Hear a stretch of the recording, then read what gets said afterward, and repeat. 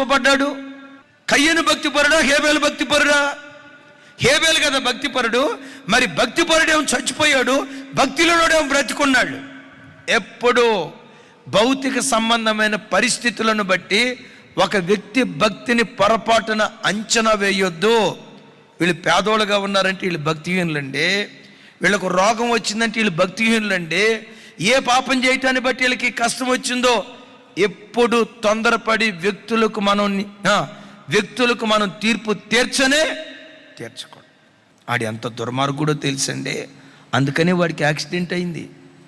వాడు ఎంత దుర్మార్గుడండి, అందుకనే వాడు అప్పులు పాలైపోయాడు.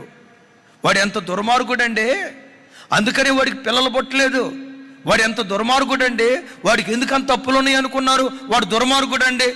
ఎప్పుడు పొరపాటున నీ కళ్ళకు కనబడిన దాన్ని బట్టి పొరపాటున తీర్పు తీర్చుకో.